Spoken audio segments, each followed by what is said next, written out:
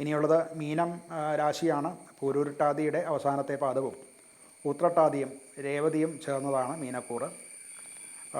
ഇവർക്ക് തൊഴിൽ സംബന്ധമായിട്ട് 5-ൽ വ്യാഴമാണ് എന്നുള്ളതുകൊണ്ട് സർവത്ര ഒരു അനുഗ്രഹപ്രദമായിട്ടുള്ള കാലമാണ്. പുതിയ ആശയങ്ങളും പ്രവർത്തന മേഖലയിൽ പല സൃഷ്ടിപരമായിട്ടുള്ള പ്രവർത്തനങ്ങളും ഒക്കെ ആലോചിക്കും. അത് വിജയകരമായിട്ട് നടപ്പാക്കാനും സാധിക്കുന്നതാണ്. ആത്മവിശ്വാസം വർദ്ധിക്കും. അവനവൻ്റെ പ്രവർത്തന മേഖലയിൽ ആത്മവിശ്വാസം വർദ്ധിക്കും. അതുകൊണ്ട് തന്നെ പ്രവർത്തനക്ഷമമാവും അവനവൻ്റെ പ്രവർത്തനങ്ങൾ. ജോലിയാണെങ്കിലും അഥവാ ബിസിനസ്സാണെങ്കിലും അത് വർദ്ധിക്കും.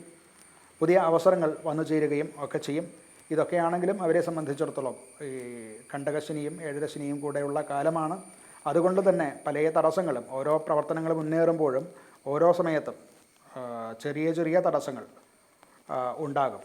ഇത് വ്യാഴത്തിൻ്റെ 5-ലെ ഉച്ചസ്ഥിതി കൊണ്ട് 5-ാം ഭാവത്തിലാണ്, ഉച്ചസ്ഥിതിയുമാണ്.